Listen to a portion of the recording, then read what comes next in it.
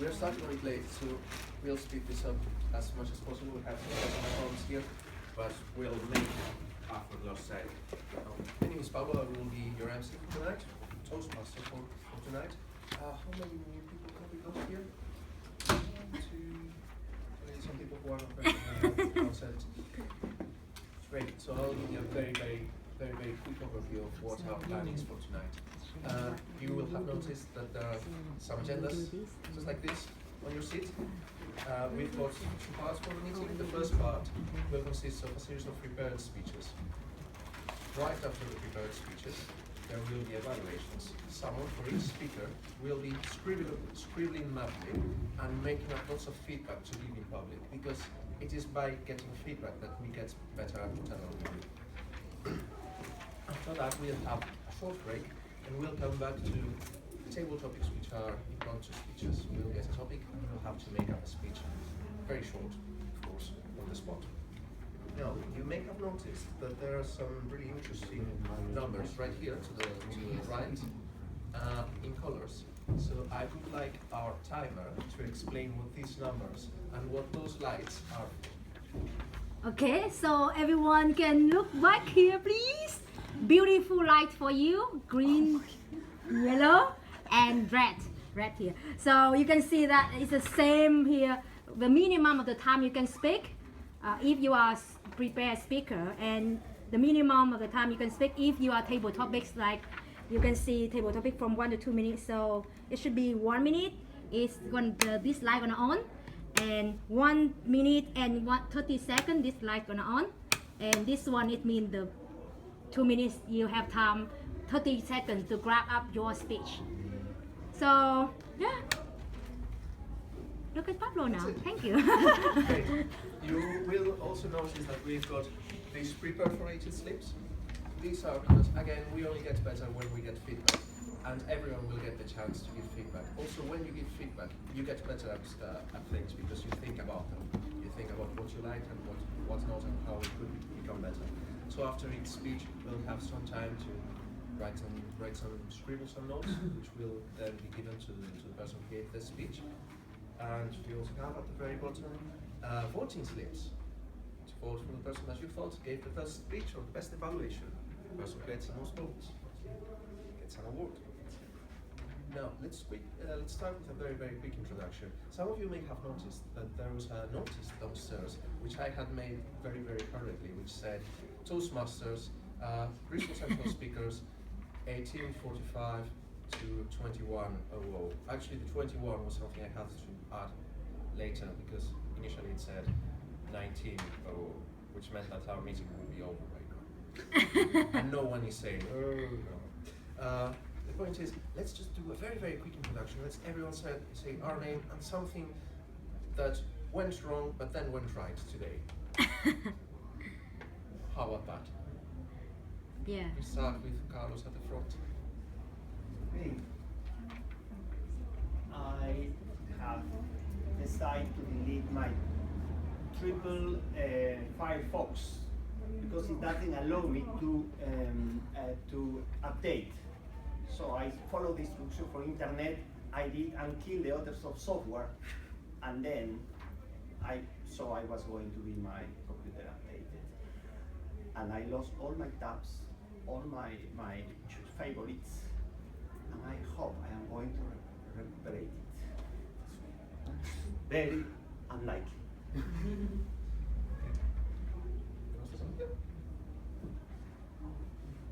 Evening, everybody. My name is Des Gilbert. Unfortunately, I can't remember anything I went right today, so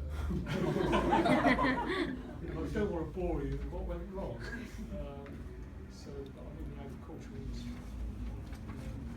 So usually I'm looking at the markets and I buy a bit of high price soybean oil and where a bit does go wrong. So that's pretty much it, really. Thank you. Yeah, so I'm Dennis. So for me, I woke up not feeling very well today and then had a whole bunch of meetings all day. So I kind of begrudgingly went through all those. And I was kind of thinking, oh, I won't come here tonight because I just, can't be bothered. And yeah, so I'm here, so I think that's something that started off not so good, but went well in the end. Evening, everybody. I slept through my alarm. I meant to get up really early this morning. Slept through it, woke up with my girlfriend's alarm. It went off. But got to work in record time, so it was all good in the end. Hi, I'm Gemma. I have some noise cancelling headphones, so really big ones, and I realised that the battery had worn out and it was kind of going in and out and I couldn't work out what was going on. So I was like, oh, they're not going to work. But then the environment was actually really quiet, and so I didn't need them, so it all worked out okay. Hi, my name is Marcia, and I was going to book an online course today, and it would cost me £99, but then I was having trouble doing it. Then I tried later, and then the price was like 49, like 50% discount. So. Oh. Hello, my name is Topsy. So I'm giving a speech today, so basically my thoughts has been all over the place. That really what's gone wrong. What's gone right, I am here, and hopefully by break time, the speech will go well, and that'll be much better. Okay, hello, I'm Sebastian. I'm going to be evaluating David's speech today. However, I don't actually have the CC manual on me, so I hope I can borrow it off somebody, or I can just make it up my way whilst I do the evaluation, but that doesn't quite fit into the goals of the CC5, I'm sure. So, yep. Hi everyone, my name's David, and it didn't happen today, but recently I was on the train to work, and this has never happened to me before. I got so engrossed in the book I was reading, I looked up, and I couldn't recognise what was out the windows. And I realised that I'd missed my stop.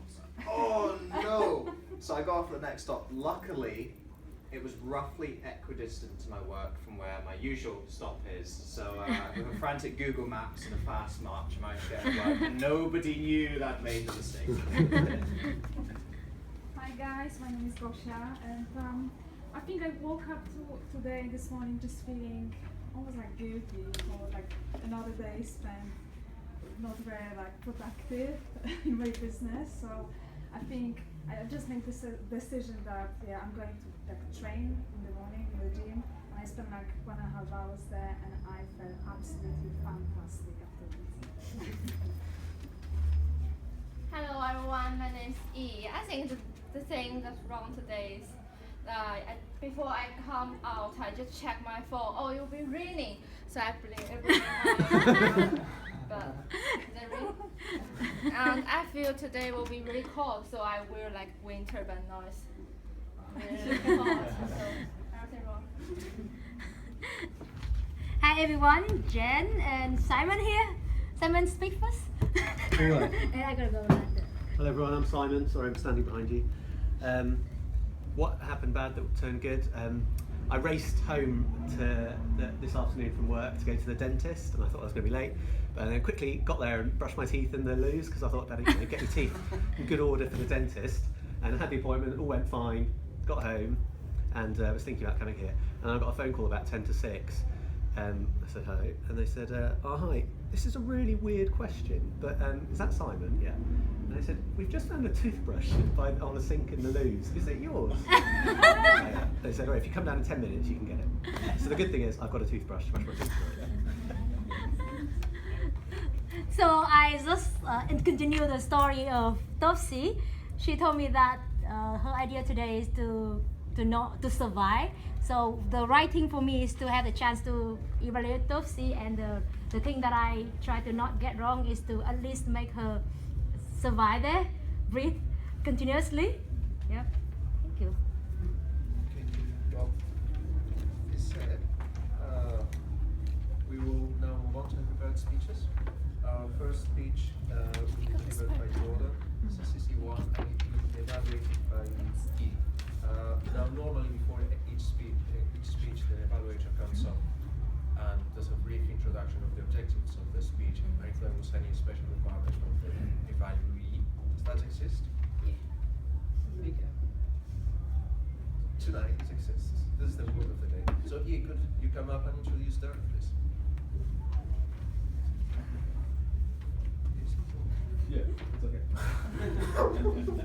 Jordan Derek. They haven't very No, I was saying Derek, but it's actually Jordan. No. Well, that's the same. So- Jordan Derek. So, Jordan, comma Derek. Yeah, but Jordan is a surname. Derek, yeah, I know. I fudged each other. so we can call you Derek, right? Yeah. Okay. Just between us. Oh, yeah. Okay, hi everyone. So as Paulo mentioned, we have this CC menu. So we have 10 different projects. So for Derek, tonight is his CC1, which means it's his ice-breaking first speech for this menu book. So normally for the CC1, we want to have some introduction and knowledge about himself, and to find out what his potential of speaking and what skills he already have and what things we want him to achieve the next time. And before his speech, I checked with him. He wants to look how can he pause in his speech and how can he control the time for the speech. So usually for CC1 speech, we have a tradition is everyone to stand up to congratulations and a round of applause for Derek. Yes. So before that,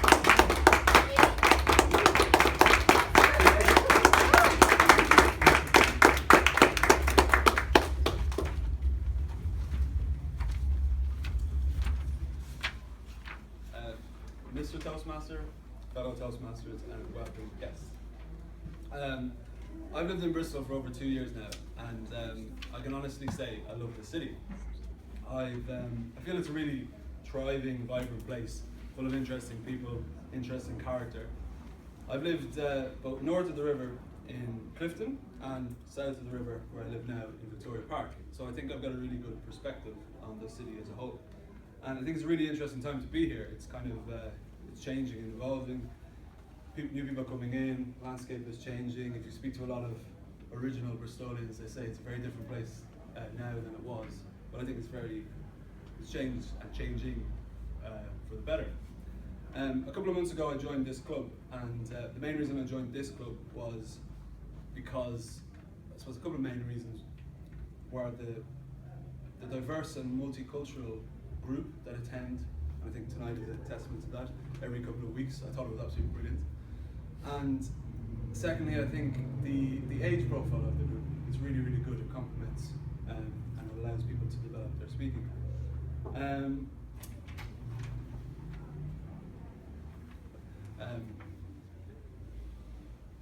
So it became very clear to me very early on that we had some really, really talented speakers in the club. Excellent communicators, charisma and charm, and a great command of the English language. So I said to myself, this is the place where someone who wants to develop and hone their own style and skills should come and learn. So that's why I joined. When I look this evening, for example, we have a great group, very diverse, but I would say one thing that jumps out to me is a lot of people could be classed here as millennials. So for people who aren't familiar with the term millennials, it's anyone who could fall between, or anyone in the age category 18 to 35. And before anybody asks, I comfortably fall into that category. The reason I bring up millennials, apart from being in the generation myself, I think millennials have a very, very short-term view on things. And as a result, we're very, very hard on ourselves. I think we have really, really high expectations. We set really, really high and sometimes unachievable goals, and I think we're quite hard on ourselves if we don't hit those goals.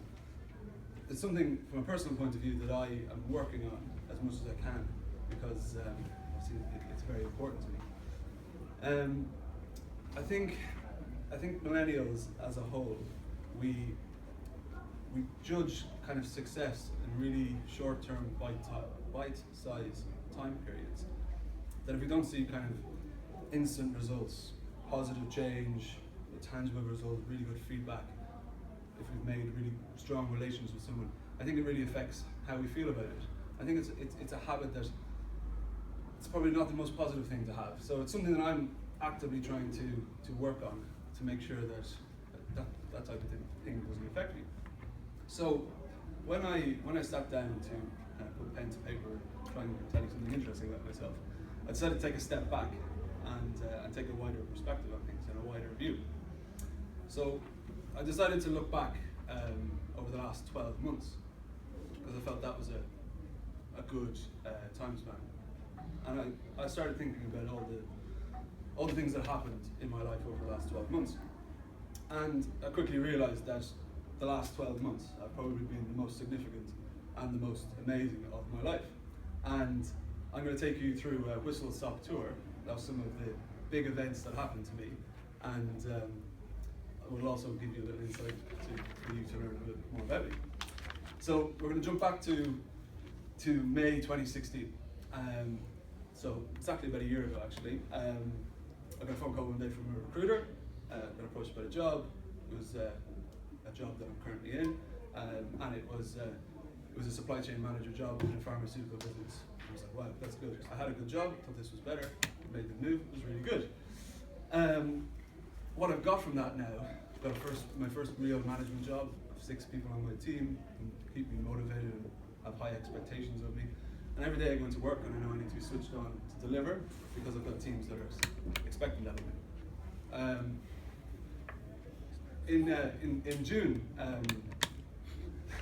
in June 2016, if I asked the room what people think of what happened in June 2016, most people would say Brexit. 24th of June 2016, that was Brexit Day. For me, that wasn't Brexit Day. For me, that was the day that myself and my girlfriend, Karen, signed and bought our first house. So on the 24th of June 2016, we signed, sealed, delivered, got our first 2-bed terrace house in Victoria Park in Bedminster. In September, I had a milestone birthday. I turned 30. So Saturday the 3rd of September, I turned 30. So I combined a housewarming party with a 30th birthday party. I got blown away when 6 of my friends and my 2 brothers flew from Dublin to be with me for the weekend. Had an absolutely brilliant weekend, showed them the city. It was absolutely great. November, I was best man at one of my best friend's weddings. He was the first one of our group to get married. I spoke, I think, pretty well, admirably complimentary about him on his big day. And it was at that point that I said, I want to be an amazing public speaker, not just a good one. So that's why I joined the club. Fast forward a little bit, from November, went on holidays in March to New York, had a great time with my girlfriend, Karen. And at that time I said, I had a really big urge. I said, I was thinking about it anyway, but I decided to put kind of wheels in motion and planned to propose to her. So Easter, while I wasn't here for the last while, I had arranged a trip down to Cornwall. And unbeknownst to my girlfriend Karen, took her down to Cornwall via a beautiful place called Chapelport Beach. Slipped on a rock, proposed, she said yes. It was probably the best weekend of my life. So when I sat down, I was like, wow, that's a pretty good year. And I was thinking to myself, I shouldn't be so hard on myself. So basically, in summary, I work hard, I commit to things, I try my best, I try and have a positive outlook. And I think if you do that, it'll go a long way to helping you have a positive outlook and a positive mental attitude. So the only piece of advice I have, I don't dish out too much too often, but the advice that I do have, I would say, don't judge things so short term. Take a step back, take a wider view on things, because I think if you do that, you'll definitely end up with a bigger smile on your face. Thank you.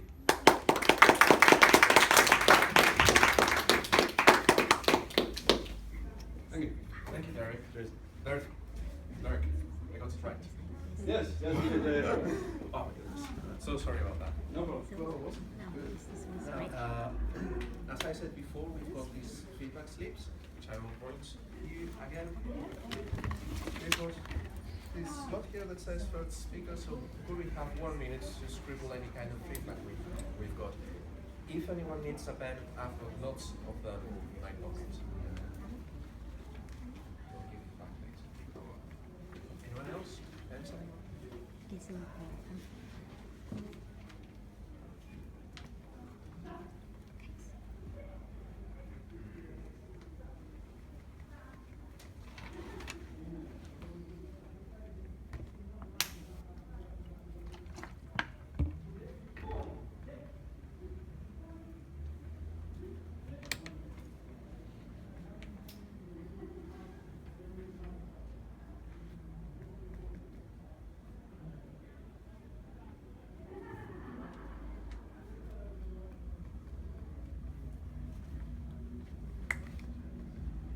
Time's up? Yeah. Is it up? Okay. In that case, just let me remind you, because I didn't bring it up before, some of us will have something like this in our pockets. It's quite distracting if during someone's speech it goes buzzing or it starts jingling, so please everyone turn it off, turn it on silent, airplane mode, whatever. Now, our next speaker will be Topsy, delivering her CC2. Her evaluator is Jen. So Jen, please, would you come and introduce Topsy? Yeah.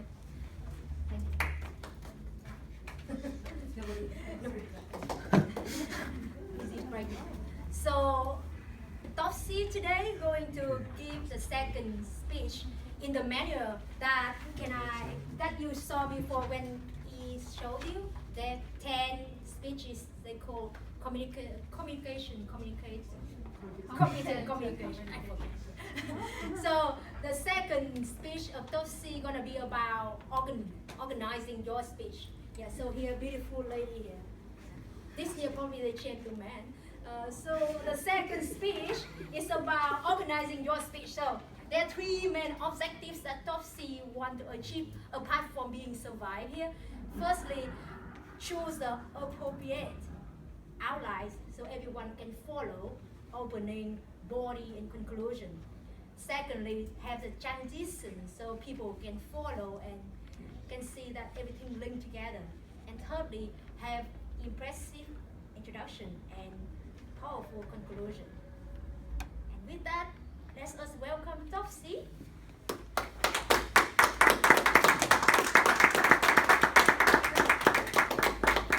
And time is the topic.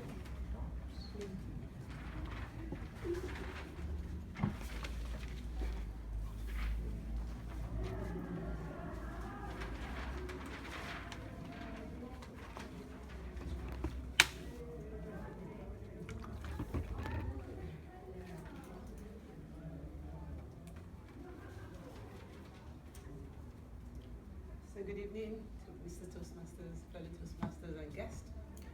I'm delivering my CC2 today and I've titled that Time. As many of you may know or may have noticed, I've been a timer here at Toastmasters a few times, and one of the suggestions from the organization was to dig up interesting facts about time, just to make the whole session a bit more fun. So during this quest, or during my research, I noticed quite a few time quotes.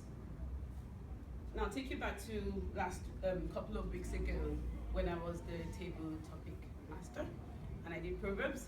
So you would know that I have something for idioms, sayings, proverbs, quotes, or what we call memes now.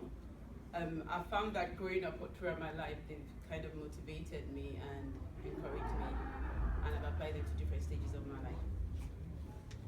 And that's why I thought I'll talk about time today. So the whole notion of researching time got me thinking about what does time really mean to me? What am I doing with my time? And if I'm to look back to today, would I cherish it or would I regret what I'm doing with my time? And I just found, so asking myself these questions, I found three things really. That time to me equates opportunities, time equates moment, and time equates life. And I'll just take you through this.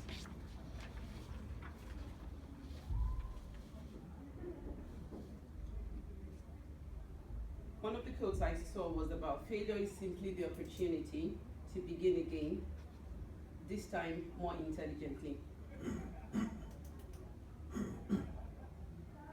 In the last recent weeks, I've experienced some setbacks, like really enough to knock me off my feet really, and just made me want to curl up in bed and just sleep time away. And I did that for a few days. My husband indulged me.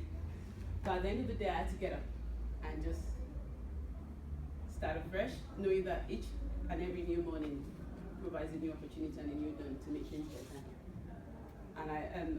And my opinion is, for as long as there's blood running through my veins and I've still got life in me, then I've still got a chance of fighting it. And I've just taken that and it's kind of helped me on the way. And yeah, there's no solution yet, but we're getting there. And in terms of time, being moments, last Sunday was my dad's 75th birthday. Unfortunately, I couldn't be there to celebrate with him in Nigeria. At the same time, I wasn't there for his 7th year. Yeah, I could admittedly say, yeah, I've seen him about a dozen times between this time. But the fact stand that at important moments, or at such family important moments, for some reason, either due to work commitments or family commitments, I'm not able to be there. But at the same time, I've had some very great moments. And if you were to ask me what happened in, say, 2008, I might not exactly remember, but if I relate it to things that have happened in my life, like when I got married, or when I had my first child, or just great moments, I could tell you, and I could narrow it down to the date and time of what's happened. And so basically, it's about cherishing the moment that we have and making the most of it. Living the moment, cherishing it, making the most of it, and having those memories to live for. No regrets, but just cracking up with life. And it says time is not measured by clocks, but by the real moments in life. I mean, there's some wonderful moments that I'll keep to my chest, and if I'm having a real bad time, I'll think back at this, and it just brightens up life generally for me. And about time equating life, it's just really about living the moment. I came across this meme online somewhere. Someone sent it probably on WhatsApp or something, and it talks about the 3 stages of life. And it talks about the teenage, when you have a lot of time, energy, and basically no money. Then there's the working age, which is when you have, you're working now, so you probably have some money, some more energy in you, but absolutely no time to enjoy the things of life. And then we talk about the old age as well, where you've got time, you've got money, and then no energy. So I fall within this bracket right now, the working age. And I think my children would say one of mommy's favorite quotes is, I've got no time. But coming across this is made me think, all right, yeah, I've still probably not got no time, but I've just changed it that I don't have the tolerance for this. So it still says the same thing, but maybe not making out that time for them. I want to twist this around for myself, and I'm trying to. One of my objectives for life right now really is just to really live the moment. You know, kind of like going down the bucket list of what you want to do. Now that you've got that energy in you, you've got a bit of money, you can research it, and the world really is just a big globe that you can discover. I'm trying to create that time to do things, you know, break my bounds, break my circle, go forth and experience new things in life. I do not want to get to the old age when I'm going to look back at this time and think, where did it all go, and what have I done with my time? So I'm just going to uphold it tonight. Think about, what are you using your time for? What does time mean to you? Have you got those ideas and what's in your head that you've been meaning to do but just push into the background, thinking that there would always be tomorrow and tomorrow and tomorrow? But tomorrow never comes unless you really seize time and you seize the opportunity. They say time and tide waits for no man. And whatever we need to do it now. Bruce Lee gave a very interesting quote. It says, if you love life, don't waste time, because time is all life is all about. You only live once. Take it, embrace it, and I hereby wish you a very interesting time. Thank you.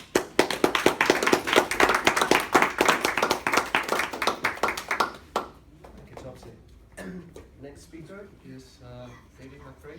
Don't know if I've pronounced that right. But before, we'll have a minute on the clock for feedback. Please go back to your feedback slips. Scribble for 1 minute.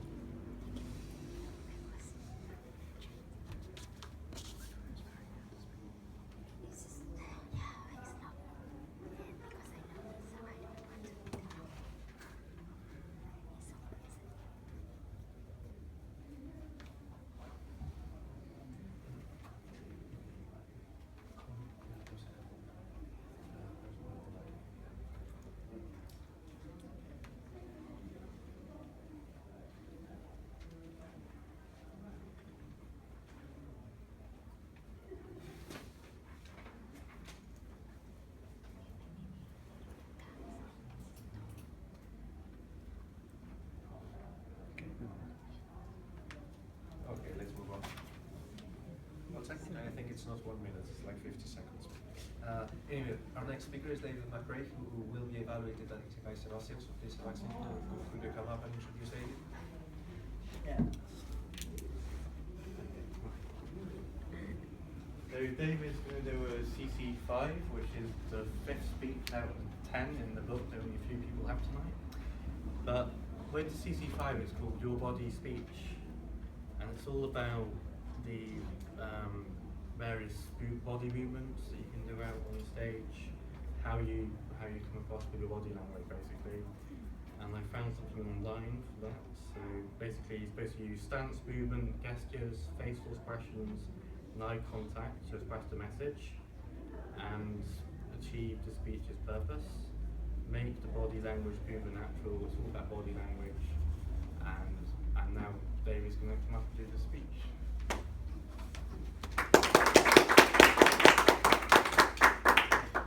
Thank you, Mr. Toastmaster, fellow Toastmasters, welcome guests. Could I ask you all to please stand? Thank you. And could you take a very particular stance with feet about shoulder width apart? And I'd like you to be careful of your neighbours, you might want to shuffle around a little bit. Just extend your arms outwards, open the chest, extend the arms, head up tall. See, this speech, I'm getting assessed on the way that I use my body language. And what I thought I'd do is come out of things from left field, and I would do a speech about body language and the power of body language. You see, what I want you to understand is that your physiology and your psychology share an intrinsic link. We all know that the mind controls the body. The body can also control the mind. And many of you have come to Toastmasters wanting to be more confident people and to overcome your fear. And I want to tell you that you can do both of these things through how you hold yourself and how you use your body language. Okay, take a seat. What I just got you to do was stand in something called a power pose. Now, power poses are a love child of a researcher called Amy Cuddy. Amy Cuddy is a Harvard psychologist. I see a few nods. You've probably seen her hugely successful TED talk about this. It's called Fake It Till You Make It. And essentially, you can create psychological states through how you hold your body. Now, to give you an evolutionary perspective on this, if you look at the animal kingdom, and to be honest, us as humans as well, there are two different types of individuals. Subordinate individuals and dominant individuals. And dominant individuals display a very different style of body language to subordinate individuals. Subordinate individuals have closed body language. They shrink and they try and make themselves as small as possible. If you look at a dog under attack, it tucks its tail between its legs and it cowers like this. On the other hand, a superior individual displays the opposite. They have open body language. They take command and presence over their environment. You can see this in mating rituals. Deers try to grow the longest antlers possible. Gorillas flare and beat their chest. Peacocks have a huge tail that they fan out. The bigger the tail, the more likely they are to attract a mate. So there's something about body language that is linked to superiority. And what Amy Cuddy has found is that when you stand in this type of posture, a power pose, when you have that open body language, you take command over your environment, your physiology starts to change. Within just 2 minutes of holding this pose, the levels of one of your hormones, called testosterone, shoots up by about, on average, 25%. Now, most of you will be familiar with testosterone as a hormone related to muscles and ego and male sexuality. But testosterone is important in men and women because it's basically our confidence hormone. It's what gives us drive and competitiveness in our environment. If our testosterone isn't high enough, we're going to get left behind at the races and whatever it is that we do in life. Now, also occurring in the body when we hold this power pose is the level of another one of our hormones, called cortisol, drops by 20%. Now, cortisol, you may recognize in pop psychology, is often called our stress chemical. And this, of course, isn't the complete picture, but it's a fairly good summary of what happens. When we have elevated levels of cortisol in our body, we feel more stressed, we feel more anxious. At high levels, we get put into fight or flight, which is our threat response. And so, as well as raising our confidence by standing in this pose, we're also dropping our stress and fear levels. And now, Amy found these results, she found these measurements, and she wanted to work out a way that this could apply in a real life scenario. How can we really take advantage of what's going on in our body? And so she conducted an experiment, and she got 2 groups of participants. And what they had to do was they had to do a mock job interview. So they went into the job interview, there was 3 separate examiners, and they asked them various questions about this fake job. Now the 2 groups. First group, before they went into this interview, they went into the toilets and they hit a 2-minute power pose. Second group didn't do anything.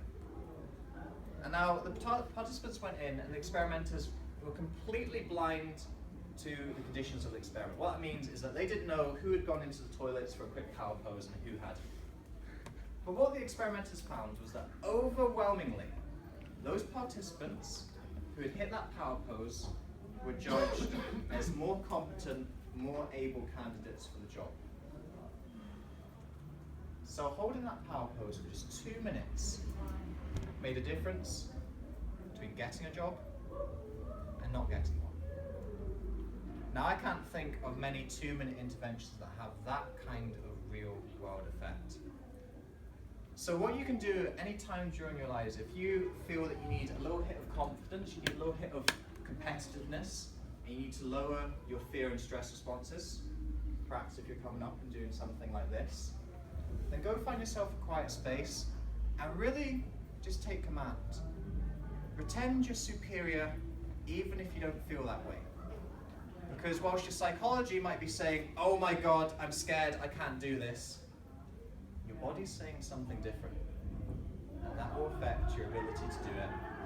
And that is how you can fake it until you make it. Thank you.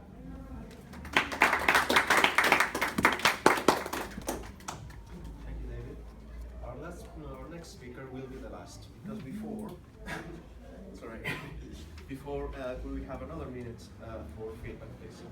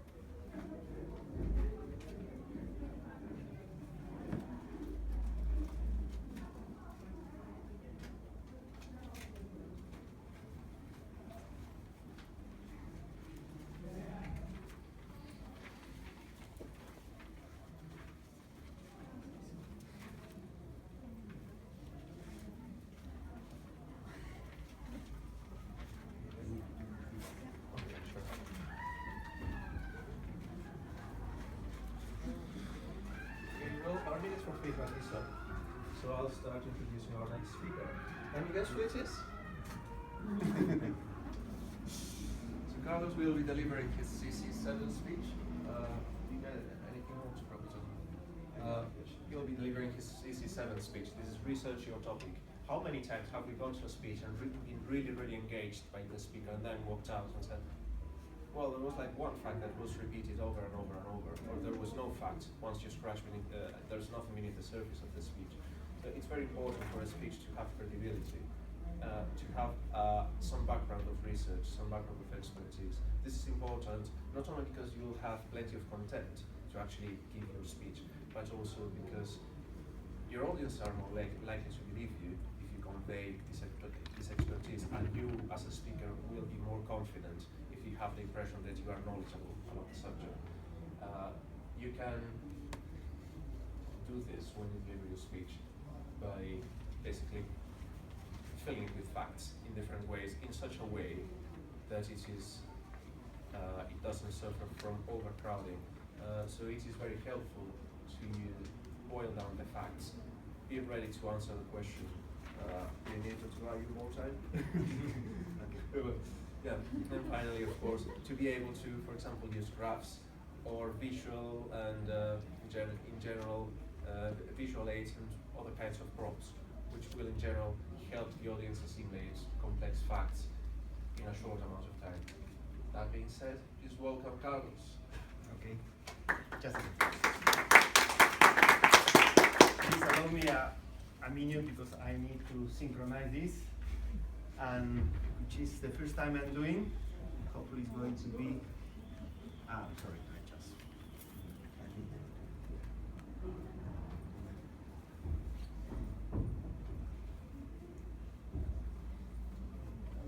For the record, we do have another CC level which is getting comfortable with visual aids. So Carlos is Number 7. preparing for that. That's the 8th. 8. This is number 7, so he's So he prepared for that. yeah. Yeah? The CC8 will be fantastic now with this experience. Do you need to clean the...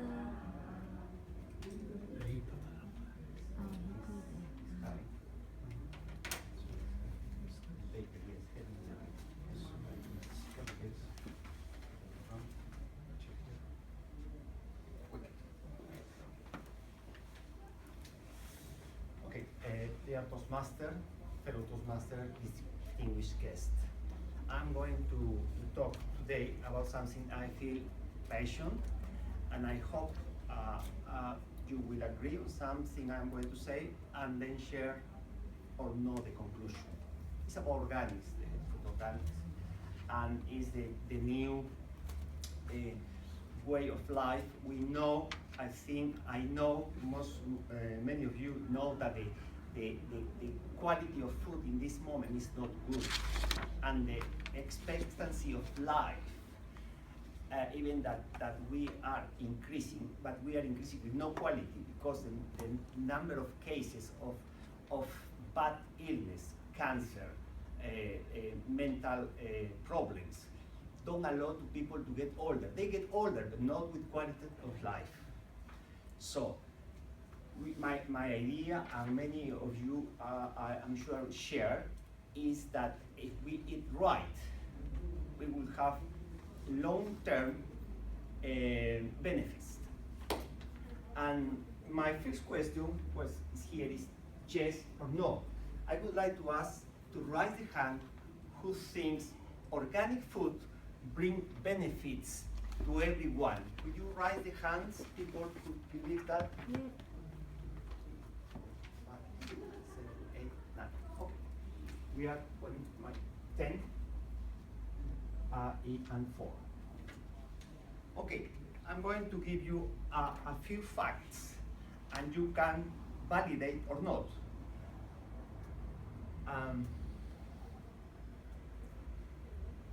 What is organics? Let's go to the facts. It's a process that believe in the crop rotation. So, when you are planting the same things, the land became exhausted, and they have to put fertilizer, chemicals. The quality of the food is not good. That is not organics. Organics believe in rotation.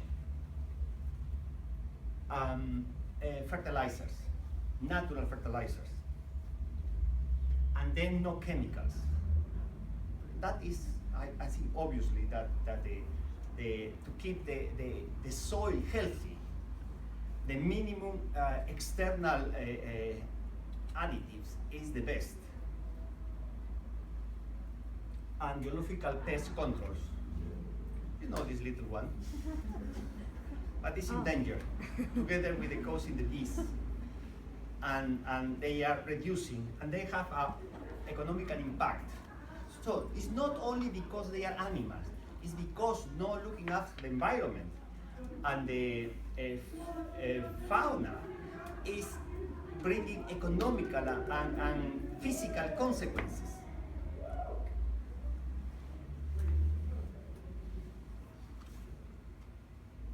You mentioned chemicals, not good for the environment. Pesticides.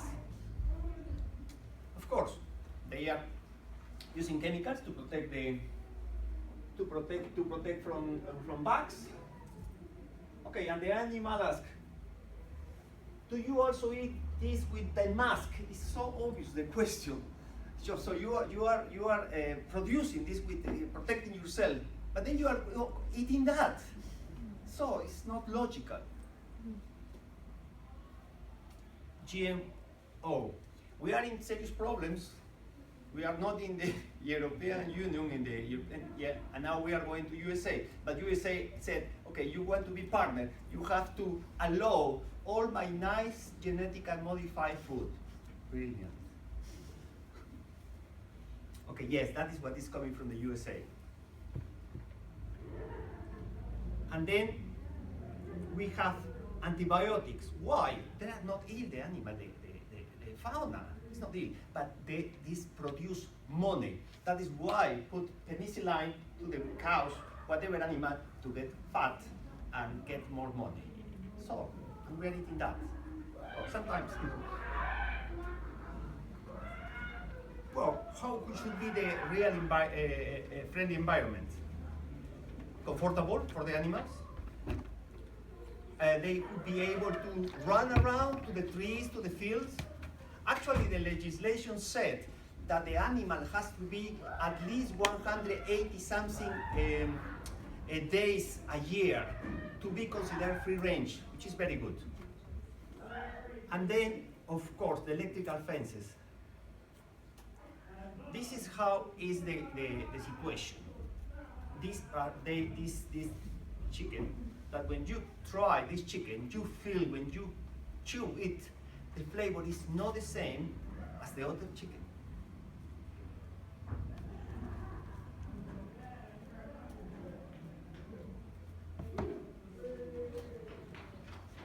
Organic considered environment, the health of us, and the animal welfare. And also, organic consider the people growing those crops. Farmers in Americas, I am a bit familiar with them, and you can see this, and you can recognize me. I was visiting quinoa plantation at 4,000 meters in South America, in Peru, and I took this picture. I really enjoyed the trip. Benefits, biodiversity, not chemicals. The food could have more value. For example, the milk has more antioxidants, more vitamin E, beta-carotene, and the taste is better. What is the problem with the rest? Pesticides. We kill all our friendly bugs. And for example, you know the case of Honduras.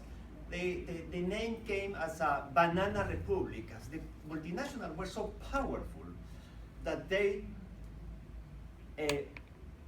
allowed to have presidents.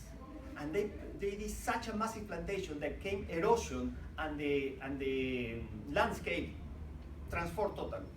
That is the downside of a company called Imperial Fruits. Now it's Chiquita, they changed the name.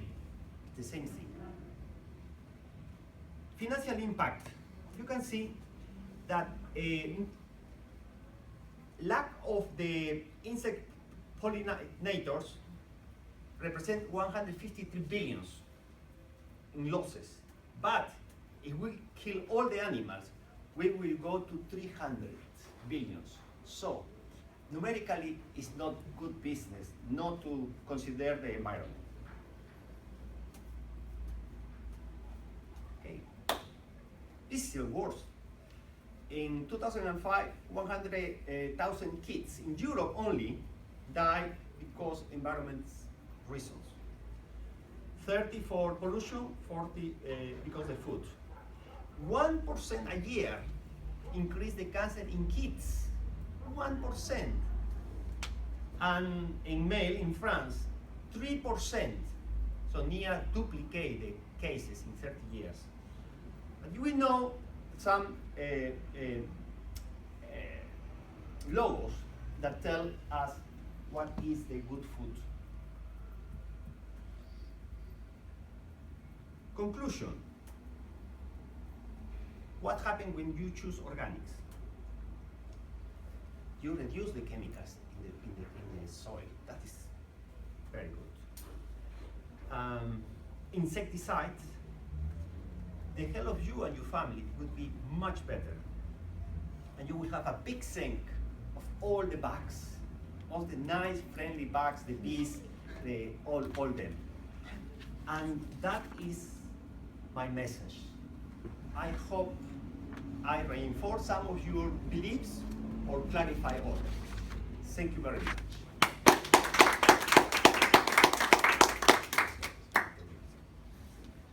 Okay, thank you, Carlos. Now, you may notice that there is no fourth speaker label in your feedback slips, but there is one general evaluator label, which is not going to be used tonight. So any feedback for Carlos, please write under the general evaluator label here. We'll have a minute on the clock for that. Yeah. Thank you.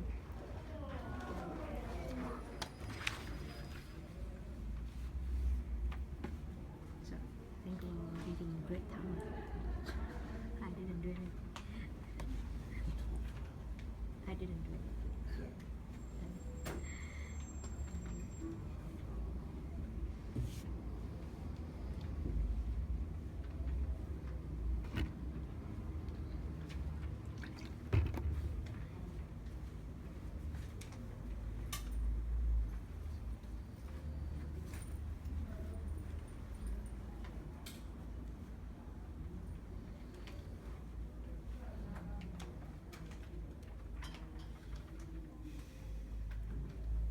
First thing I'm going to do at the break is go to the next room and ask them what they are going to do. They probably have to join. probably they say the same Yeah, like but a us. session of what? They may say the same Okay. to us. Yeah. Yeah. So now come the evaluations.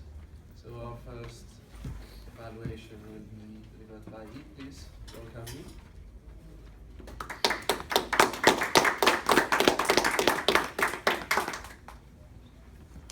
Okay, congratulations, Derek. Thanks for your great CC1 speech. I think everyone needs to give him a round of applause for his CC1. So for your CC1, you have really inclusive introduction of yourself. You talk about why you joined Toastmaster and some topic and your own interest and how you go through of the last 12 months. It's all related to yourself, so it's really good. I think three things really good you've done for your speech. One is your gesture, it's really natural, and you use like 1, 2, 3 that's to count. So it's really good hand gesture. And second thing is that you stand really still and like this. So give you a really strong like atmosphere and confidence and control the stage. I know you do the like swimming every morning, so you have really good body like condition, so you can have really confidence like outfit to face everyone. And the third thing you did really good is at the end of speech you give really valuable like tips for people to take away. It usually don't come with a CC1, but you did this really good. And the two things you want me to consider about your speech, one is the pose. You did some pose, but I think the pose they have more function is that to let everyone to think the question you give. And the second function is for something that you want to say and really important to get everyone's attention. So I think if you want to pose, it should have some purpose. And looking forward, you have more like this kind of pose in the future. And second thing is time. I'm aware that you're a little bit over the time. When you see the red light, you didn't stop. So usually when you see the green light, you should think about, yeah, I need to finish my speech very soon. But you think, oh, maybe you want to finish your speech but didn't think about to shorten it down. So when you see the green light, you need to have some like function or some stage or ways in your plan. You need to like take actions. The three things I want you to improve in the future. And first is like more interaction with audience. I think your eye contact is not enough and not really powerful because sometimes you are thinking about your speech, so you lose your eye contact. You're looking up like floor, so people know you are thinking and you didn't look at audience, so they also didn't look at you. And second is maybe you can ask some questions. Like first, when you say why you join Toastmaster, you can ask, oh, why you join Toastmaster, and like audience thinks, so they relate it. And second thing is that you can move the stage a little bit, so you always like stand here and here, but you didn't move around. And the third thing is, I forgot. So that's just my like evaluation. It's time now.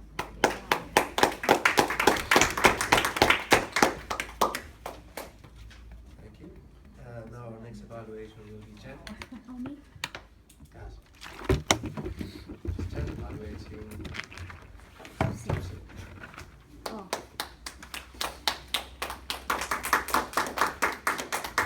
Thank you. Because I the third one. I'm gonna use time. Not start yet, please. Not start yet, please. Okay. I'm just cheating.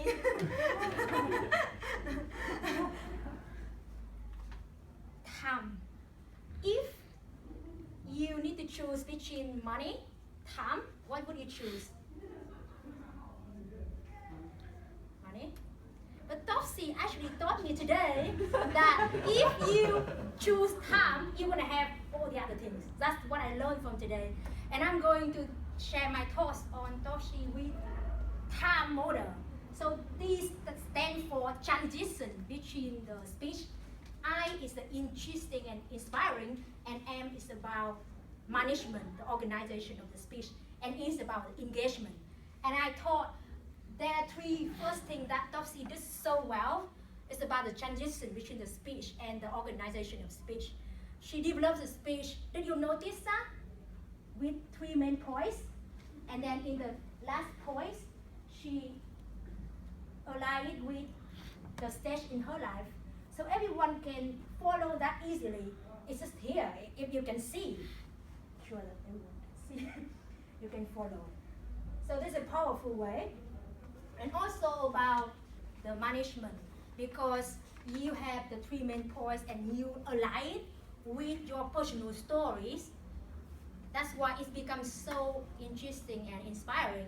I found about the story, your dad's birthday, and also your husband's memory. It's just touching us with your personal story, and it draws us into your speech. And also the message that you gave inspiring, because I think we all have problem about time management. We always say, I don't have time, and you spot that sentence like click into everyone's mind, I guess. For me, it's like a lot of time I said it to even my family, and I felt really resonated with that. And it's not about we don't have time, but we don't make time for that. So thank you for that message. And I think the last one is the one that I think you can think about how you can make it even more powerful message, more powerful speech, because you actually already like achieve above the requirement of the speech. But here it could be 5 ideas. And the first one is about engagement with eyes context. And I believe that sometimes you look at your manual more than look at the audience. You can look at that, try to distribute your eyes in the whole room. And the second is about the opening, can make it even more powerful and more appealing. For example, you said, I attended Toastmaster 5 times, but actually I was timer for 4 times, I remember. So people like trigger with the numbers. And you can look at Simon smiling there and say, like Simon there, because probably people didn't attend before, they didn't know your timer. So you put Simon, make it more present. And then another one is about the engaging by asking questions. I found there's a room for asking the audience. Like I did ask one question, nobody answered. can be one option, or asking like, what do you do with your time normally? And waiting for the answer, engaging. And another thing is about the stage. You did it very well. I think you try to distribute 1 point here, and 1 point here, and 1 point here. Yeah? Right. Yeah, it was great. And maybe you can move more, open more to engage with the audience, like drag like that. Right? Great. So the last point I think is about the pause.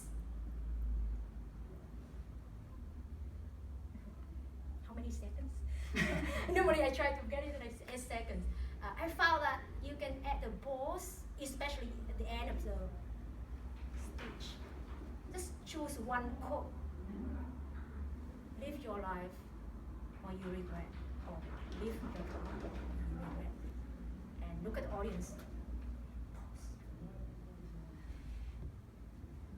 Thank you.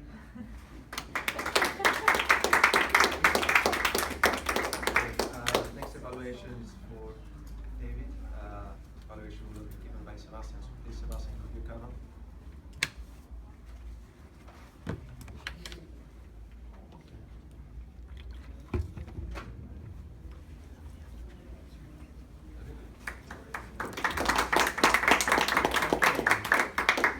So David did a speech about body language. Well, this body language speech was perfect.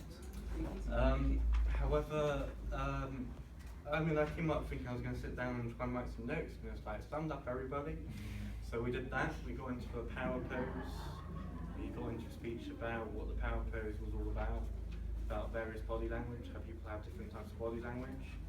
I don't really the content so much, but he did various gestures all through, a lot of hand movement all the way through, definitely.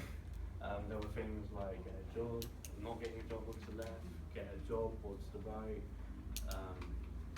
2 minute, being with the hands up for 2 minutes. There was a lot of hand movement, but what I noticed is that at least I personally thought that there was definitely a lot of hand movement. It didn't always flow completely together. He was doing a lot of moving around, but maybe the facial expressions were lacking slightly, because that's in the CC5 as well. And facial expressions, what you say, constant flowing, and eye contact maybe could have been a bit better, because at least where I was sitting, I didn't really get looked at, but I don't know about anybody else. And I thought how he talked about the animal kingdom as well was really good. So we had the one with answers or bigger body language. That's not body language. It's all about confidence. And I haven't done that many speech variations myself, but I thought the song is going to end in the power pose. Which, yeah.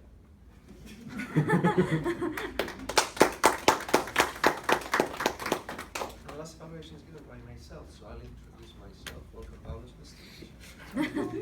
No clapping. No, I think Carlos' speech to some degree must be called, instead of our organic products good, are electronic products good? And the answer is no, because the electronic bit goes in the way. I got that feeling from the beginning, not because of the setup, which happens all the time to everyone, but because Carlos actually did something very, very cheeky in the beginning. He asked a question on a topic that had the potential to be quite controversial, like organic food, etc. And the response was not a massive landslide. And then he wrote some results from this question, which was really nice. And he set us up for being asked again. But then the screen was getting in the way, and there was a massive slide here in the middle, and we never got these questions, which I guess was a combination of having something really bright and having a projector right here. So this is something that we need to work with, and sometimes maybe it's better to scrap a concept at the beginning if you feel that you are not going to be able to pull it off. Now, as for the research part, Carlos is obviously involved in this topic, and he is passionate about it. he came across as passionate, and that is good. But at vital moments, he did not deliver the facts. He delivered them later. So all the material was there, but the structure might use some work. He started off by providing definitions. What exactly do we understand as organic food? Until not so long ago, some of these terms were a bit foggy, and you could use them for marketing quite as you pleased. But now it's more regulated. So that was a good thing that he got out of the way in the beginning. He provided definitions. He provided examples of what is not an organic food, and he also quoted legislation later on about exact numbers on what is free range, what is not. Also mentioned some cases of changes in legislation, what with GMO, etc. Perhaps one thing that wasn't that clear was at some point some of the benefits and some of the requirements of organic food. So, for example, it was stated at the beginning that there was a use of biological versus instead of chemical pest control, but then some facts on keeping biodiversity were kept to the very end. Similarly, there were some remarks on how food is getting, how public health is getting worse. But this was mentioned, but the data for that were kept to the end of the speech instead of delivering them at the beginning. Look at the situation we've got now. Does our food have nothing to do with it? Are we not what we eat? And then perhaps some of these facts could have been supported by graphs, because especially when we are dealing with very big numbers or something like a proportion in incidence of cancer, it's very helpful if we have some kind of graph that supports it. So I think perhaps this is something that we can work on the next CC project, getting comfortable with visual aids.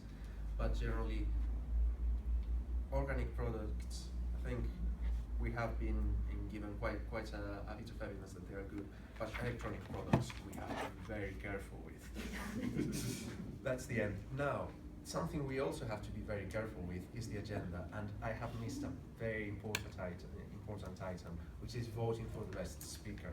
No one has called me out on it, so you cannot hold it against me. But let's do it now. Yeah. At the bottom, at the best evaluator. no, because we have the table topics evaluator. But at the almost bottom of your feedback slip, there is a line that says best speaker. So vote for the best speaker, vote for the second best speaker. We'll collect this during the break, and then at the end of the meeting we'll give out some awards. Do you have the time report? Yes, that would be very helpful. We have the time can do report it. for the speaker. Simon did great job. Simon, can you? What do you want me to read out each speaker and how long they took? Derek was 7 minutes 4. Topsy was 6:45. David was 6 minutes 34, and Carlos was 9 minutes 18. Do you want the evaluations as well, or just? No, we'll have it later. So well, that's it. That's it for now. Let's have a 10-minute break. Let's meet again. Yes, I'll collect Maybe this up. 8:30. 8:30, yeah. Yeah, 9 minutes. Yeah, 9 minutes, okay. 7 minutes. According to that clock. Yeah, because so we need to just leave enough now. time to go to the loop, check out whatever's happening next door, for me to collect the feedback, and for Gemma to collect the volunteers. Yeah, Yes. thank you, Emma. For the second part of the meeting, the tabletop, we need volunteers for that. So please approach Gemma. Okay. Gemma, Yeah. table topic? Who wants to do one? Thank you. Okay, then we should to the loo, and then I will. This one can be context.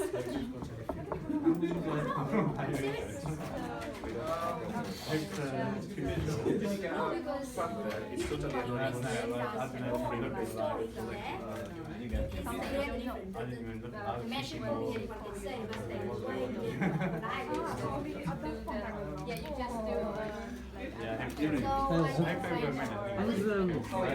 When I finished, I was 4 years ago. That's the first time I've done this, and the green light. I was so surprised I could do the job. Like, well, it's yours because yours is shorter than the other. But it didn't feel like because it was like green and yellow before you. I was like, yeah, I didn't. Time flies. I know. I think once they go green as well,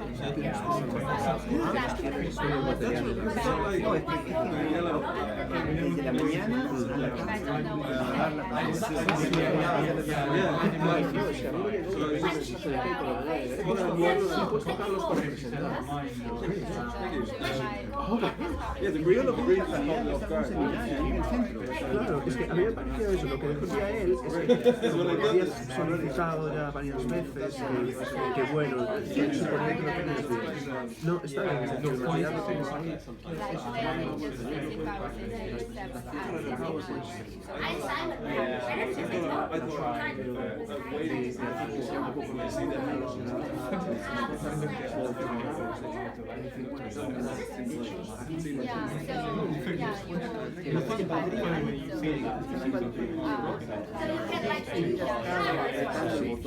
Sí, totalmente.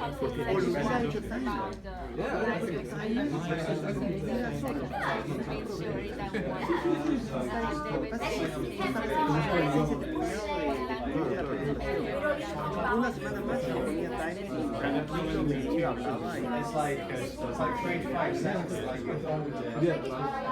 just have to catch your eye and everything's going to be on. hago el timer y no me dio tiempo para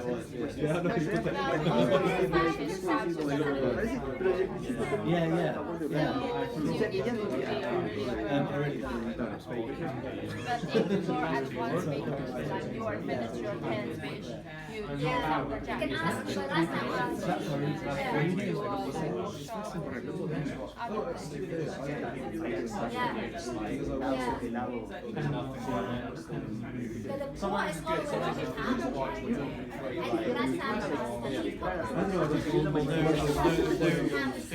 Lo único es pero sí, ya sabes.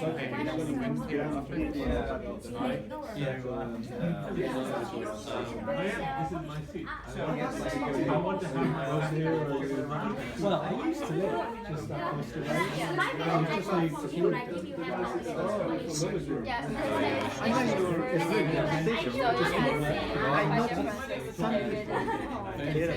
Very powerful. You know what is the main picture of them?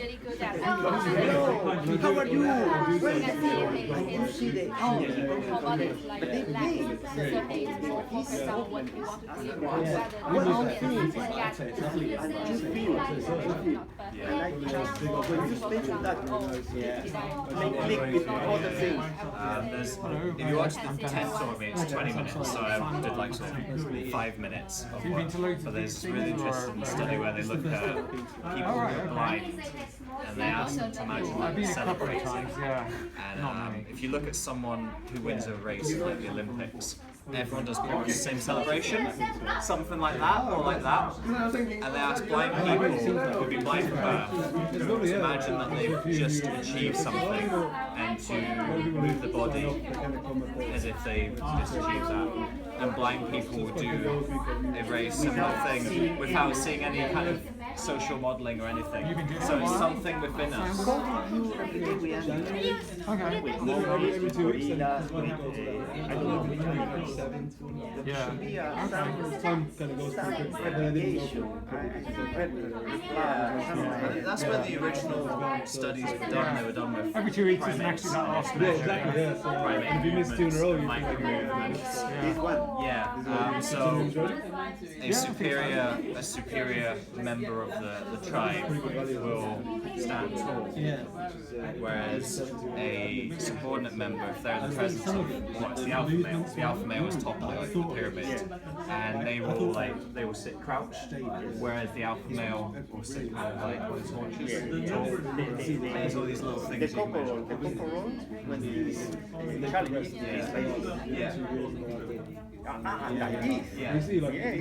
Yeah, but it's a great example. When they when they're in attack mode, they spread their wings. Yeah, so it's an interesting technique. These 25% of the adrenaline, testosterone, and you mean that big difference in the job interview? Yeah. That was really something interesting to explore. Because when you are hello, somebody, hello, how are you? And empathy with that person. Open the door, the arms and saying welcome you. I mean, we've listened to a few podcasts. Yeah, usually when I'm talking social about interaction. are always out. You know that you say you make a judgment within 3 seconds of speaking to someone. It's actually not even within that 3 seconds. You make judgments of people based on, you're in the same room as someone, you pick up all these micro things, the way that they stand, the way that they walk, the way they talk. So even before you've spoken to you someone, don't know, you really register, you don't understand, but you, for some reason, you like that person. Yeah. There's no conscious program. Exactly. I like them, don't like them. You get this feel, and this feel is actually being primed by all these little observations you've made of people's behaviour and their body language and their posture. We say in Spanish, there is a saying that you walk like a pavo real, like a, you know because he's working like it's typical. Some very proud of himself. Sometimes he's shocking, but walking, especially the short set, to compensate the shortness with walking straight. So it's just very good. And